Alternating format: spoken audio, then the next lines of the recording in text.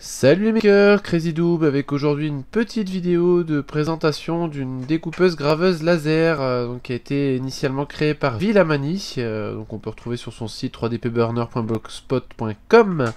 Donc 3DP Burner, petit graveur laser, on va dire low cost, on peut qualifier low cost et pourtant de qualité très correcte. La mécanique est assez simple en fait, hein. Bon là je me suis pas cassé la tête, voilà c'est vraiment ce qui a été conçu par Villamani en fait, hein, voilà. Donc il s'agit de la version 1 du 3DP Burner, donc les pièces avaient été imprimées à l'époque par un des abonnés de la chaîne, qui est un ami maintenant, voilà en fait il avait abandonné le projet, donc j'ai repris, j'ai terminé plus ou moins, hein.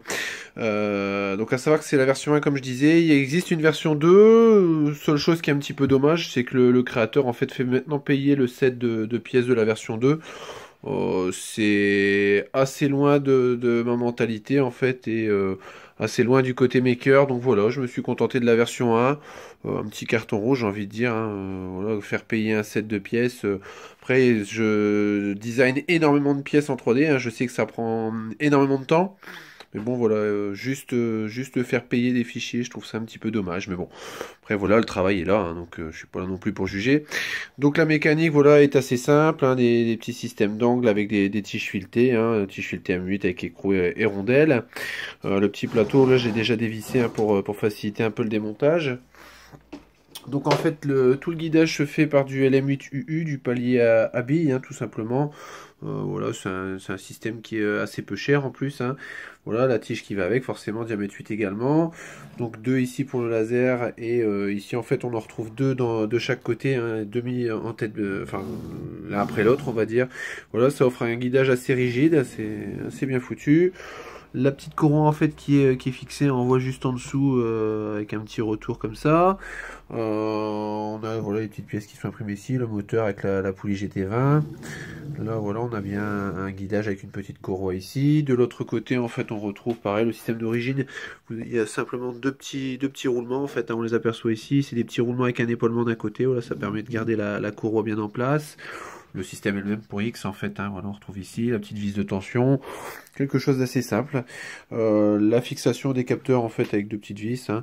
J'ai simplement dû agrandir un petit peu les trous du capteur parce que sinon le capteur éclatait avec les vis. J'ai pas trouvé de vis assez petite. Voilà, donc quelque chose d'assez simpliste mais en même temps vraiment très bien conçu, quelque chose de très rigide. Voilà, pour ceux qui ont regardé la vidéo sur le laser, la petite vidéo précédente. Voilà, son système, enfin le système de Villamani est vraiment beaucoup plus poussé que le mien. Voilà, j'avais vraiment l'envie de faire ma machine. Elle a été vendue récemment, voilà, quelqu'un qui était intéressé. Donc du coup, moi je me suis fait le petit 3DP Burner, hein. Voilà, ici on retrouve un petit peu le système de planches de médium après, hein, pour rigidifier l'ensemble. On remet le plateau, il y a 4 petites vis sur le dessus et voilà, on se retrouve vraiment avec une machine qui est précise, qui est très silencieuse, hein, on va voir juste après, hein, avec la petite démonstration, et relativement peu coûteuse. Voilà, pour chiffrer grossièrement, si on compte les moteurs et puis toute l'électronique de mouvement, on va compter une petite trentaine d'euros, 25-30 euros. Bon, après, on achète en Asie, hein, bien sûr, hein, si vous achetez en France, ça vous coûtera beaucoup plus cher. Après, voilà, on peut faire travailler la France également, hein, mais voilà, pour ce genre d'électronique, je préfère en général passer par l'Asie, parce que les prix pratiqués en France sont même un petit peu honteux. Concernant les LM8, c'est un coût de 5 euros. Allez, je vais dire, il y a 2-3 euros à Leroy Merlin ou une autre enseigne, alors je dois en citer 5, hein, pour le CSA, même si je suis pas regardé, donc Brico Dépôt, Gastorama, Point P et Batimat, voilà. Voilà, bon après pour les finitions, tout ce qui est gain, voilà, c'est des petits coups d'1 euro. Le module laser est un petit peu plus cher par contre. Le module avec le contrôleur juste en dessous, on va tourner aux alentours de 50-60 euros. Donc pareil en Asie, voilà, un peu de tige filetée. Voilà, vous vous retrouvez à l'arrivée avec une machine aux alentours d'une centaine d'euros. La partie électronique, bon, c'est assez proche de ce que je fais habituellement en fait, hein. Donc on va voir ici la carte de contrôle du laser, donc avec le TTL en fait qui permet de contrôler la puissance du laser via l'Arduino et son shield. Justement le fameux Arduino donc qui est juste en dessous avec le petit CNC shield dessus en fait, hein. Donc en gros ça permet de rediriger les pattes de l'Arduino en fait pour les faire coïncider avec, certaines sorties déjà, entrée et sortie, hein, donc pour les buts et fin de course, la mise en route du laser, etc. Ici c'est des petits contrôleurs en fait de moteur papa. donc qui va être contrôlé également par l'Arduino. Ici, bon, j'ai fait un petit bornier en fait pour répartir un petit peu mon 12 volts. Hein. Si on passe après sur le reste de l'électronique, donc on aura ici la tête laser. Donc j'ai fait des petites prises en fait et des petites fiches comme ça. C'est des petits connecteurs XH en fait, hein, mais que j'ai mis dans un petit manchon imprimé en 3D. Voilà, ça me permet de déconnecter l'ensemble quand je dois démonter pour intervenir dessus. Là, j'ai passé un petit peu mes câbles dans de la gaine tressée, là, un nylon, ça c'est super chouette. C'est un petit peu difficile à enfiler au départ quand on connaît pas, mais voilà, ça donne un très beau fini. On va avoir ensuite bah, les petites butées ici, hein, donc la petite butée qui sera sur X ici et la deuxième sur Y. Voilà. Voilà, en termes d'électronique, on a fait à peu près le tour. Bon, à savoir que j'ai fait une petite pièce ici imprimée en 3D aussi pour l'alimentation. Hein. On voit bien qu'on a le petit connecteur. L'arrivée USB depuis le PC arrive ici. Voilà, ça c'est simple. Et puis après mes petits moteurs papa. Donc pareil, les moteurs papa, en fait, ils sont équipés, on le voit ici, de petites prises. Ça me permet d'intervenir, de démonter facilement sans être trop gêné. Vous allez trouver sur internet des machines bon, entièrement montées, voilà, mais en général vous allez retrouver pour 200 € la moitié de la taille de cette machine. Pas de but et fin de course par exemple, donc c'est un petit peu embêtant quand on veut voilà, un cycle qui se fait un peu plus automatiquement. Pour la plupart des cas, vous allez vous retrouver aussi avec des lasers qui auront une puissance fixe. En fait, je connais un peu le principe, en fait, puisque l'ami qui m'a fourni les pièces, voilà, on avait acheté une avant de me connaître. Voilà, donc après, voilà, en termes de précision, elles sont bien, hein, mais voilà, l'absence de réglage d'intensité, l'absence de fin de course, le logiciel qui est intégré également hein, sur ces machines-là asiatiques, c'est souvent Benbox. Et Benbox, voilà, vous êtes très limité dans ce que vous pouvez faire avec. Là, voilà, ça fonctionne sous GRBL, donc c'est vraiment le logiciel qui est utilisé par la plupart des logiciels qui le pilotent. Voilà, on va dire que c'est un standard, on va dire. Hein. Après, les logiciels qui vont piloter la machine, on verra que GRBL, c'est vraiment le logiciel de référence. Un petit test en fait en live, hein, donc on voit que j'utilise ma petite alimentation qui a été présentée dans une vidéo précédente. Donc la machine à défaut consomme 0,15 ampères, donc en fait ça correspond un petit peu aux quelques LED qui fonctionnent. Et puis également il y a le ventilateur qui va consommer un petit peu, puis bon voilà un peu l'électronique. À savoir que la machine au complet va consommer, quand le laser est à pleine puissance et les moteurs en fonctionnement, environ 1,7 ampères. Bon, ça donne quelque chose qu'on peut alimenter avec un petit transformateur 12 volts 2 ampères sans problème. Donc pour installer la pièce en fait à graver, on lance une petite commande en fait qui permet de générer un petit point bleu. Donc je vais déplacer un petit peu la caméra, ce sera plus pratique. Voilà, hop, on va zoomer légèrement. Voilà, bon la vidéo sera pas de bonne qualité comme d'habitude, hein, mais bon, c'est pas le but. Voilà. Donc on voit qu'on a le petit point en fait qui est d'une puissance légère. On peut même mettre le doigt en dessous, il n'y a pas de souci. Ça nous permet de placer un petit peu la feuille. Voilà, donc moi là c'est placé à 0, donc c'est bon pour moi. Donc du coup je peux éteindre le laser.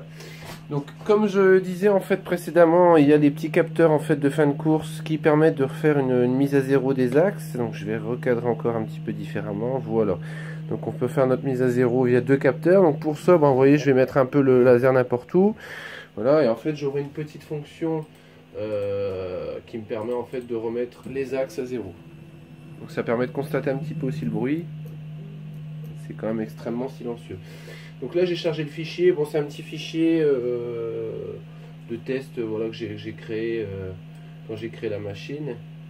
Donc là voilà, on voit la machine vient faire des petits essais de puissance laser.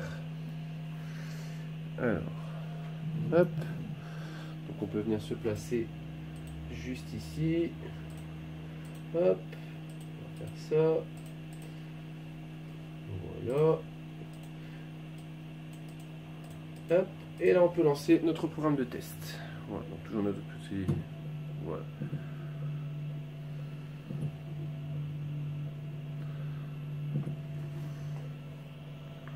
Donc on peut venir zoomer un petit peu. Hein.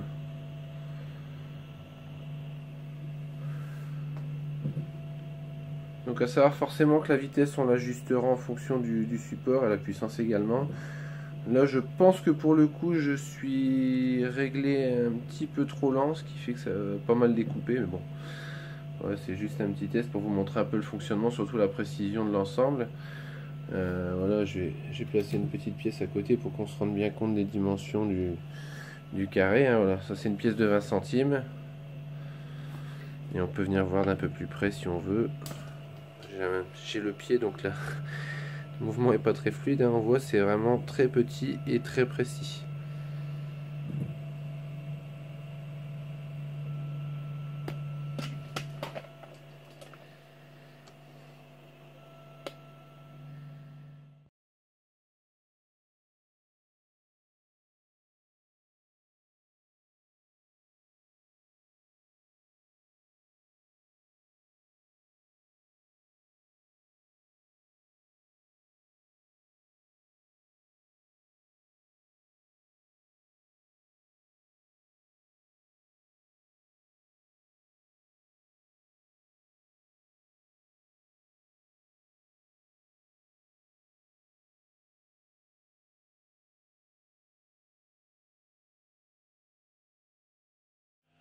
Voilà, donc le petit programme de test est terminé. Donc j'ai remplacé, j'ai mis une pièce de 2 centimes qui est encore plus petite, hein. Voilà, en gros, je vais vous placer un dos à côté, comme ça vous verrez un peu la taille. Voilà, on voit que c'est parfaitement régulier, il n'y a pas de défaut, rien du tout. Voilà, bon là en fait ça a soulevé un petit peu parce que le papier s'est déformé, hein, mais il n'y a pas de souci. On a les petites croix ici en fait, hein, qui sont d'une taille très très très petite, hein, voilà, on voit bien la dimension. Ici on voit, ben, regardez, la découpe est bien nette, hein, parce que chaque petit carré est découpé séparément. Voilà, donc on imagine un peu le genre de découpe qu'on peut faire avec ça, hein, il n'y a pas de souci particulier, hein, vous voyez. C'est un peu rigolo. Bon, comme je disais, j'ai réglé le laser un petit peu fort, du coup ça a coupé 3-4 épaisseurs. Mais bon, rien de bien méchant, hein. Pareil ici au niveau des cercles, hein. Voilà, si on veut faire des confettis un peu originaux, youpi c'est la fête. On va faire un petit essai, ça peut être rigolo. Pour le fun. Voilà, voilà. Donc tout ça pour dire que c'est une machine qui fonctionne vraiment très bien. Voilà, clairement jusqu'ici, c'est ma 3e machine laser. Voilà, c'est mon 3e projet. La toute première étant un projet en fait avec un châssis en bois avec des glissières de tiroirs et des tiges filetées, voilà, qui n'étaient pas ultra précis. La deuxième, c'était le projet que je vous ai présenté précédemment, hein, la grande coupeuse laser. Et puis voilà, bon là c'est un projet que j'ai pas réellement créé, enfin si ce n'est quand même au niveau électronique et raccordement, parce que voilà, ça il n'y a pas trop d'informations à ce sujet-là. Puis bon, c'est une partie que je maîtrise particulièrement, mais voilà, après pour tout ce qui est châssis, effectivement, c'est le travail de Villamani. Bon, voilà, on a fait un petit peu le tour du fonctionnement. Je vais dire les avantages, voilà, c'est la précision, le fait qu'elle soit très silencieuse, parce que clairement, voilà, c'est le silence absolu par rapport à tout ce que j'ai pu avoir jusque-là. L'avantage aussi, c'est qu'elle est peu coûteuse, hein, parce que même au niveau des moteurs, c'est des tout petits moteurs, hein, c'est des 17 HS 2408, voilà, c'est vraiment les plus petites tailles possibles, hein, c'est le genre de moteur dont on peut rien faire habituellement, on va dire, tellement c'est faible. Voilà, donc le coût, la précision, le fait qu'elle soit silencieuse, le fait qu'elle soit très évolutive aussi, et l'avantage aussi, voilà, c'est que hormis le châssis qui demande de suivre vraiment un ordre de montage et voilà, le montage est plutôt créé d'avance. Après, autour de ça, on peut faire un peu ce qu'on veut. Si on veut installer un stylo à la place, même un stylo d'encre conductrice pour écrire des petits circuits, comme ça se fait beaucoup maintenant. On peut faire des circuits imprimés avec, hein. J'ai fait une petite vidéo précédemment où j'utilisais la machine justement pour faire un circuit imprimé. Ouais, c'est quelque chose qui est très bien. Après, en termes d'inconvénients, voilà, quitte à trop la vénérer, je vois pas particulièrement d'inconvénients. Je veux dire, après, aussi, l'inconvénient de la mienne, c'est peut-être la taille pour des grandes pièces. Mais bon, après voilà, on peut très bien prévoir des tiges filetées un peu plus grandes et des glissières un peu plus grandes et du coup la faire plus grande à la machine. Si peut-être un défaut quand même, en fait, c'est par sa conception, en fait, on n'a pas possibilité de graver de pièces à travers la machine. Voilà, les machines chinoises, on a un cadre et on peut graver à travers donc des pièces qui sont beaucoup plus volumineuses. Là, effectivement, on est limité à une certaine épaisseur.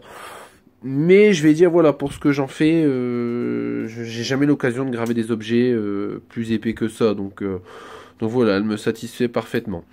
Voilà, si vous avez des questions sur l'ensemble, même si je pense avoir fait à peu près le tour, n'hésitez pas, comme d'habitude, à laisser un petit commentaire. Un petit like, bien sûr, ça me fait toujours plaisir, ça me donne envie de faire d'autres vidéos. Et puis, si vous aimez ce que je fais, comme d'habitude, n'hésitez pas à vous abonner. Voilà, je vous remercie de votre attention et je vous dis à bientôt pour de nouvelles vidéos.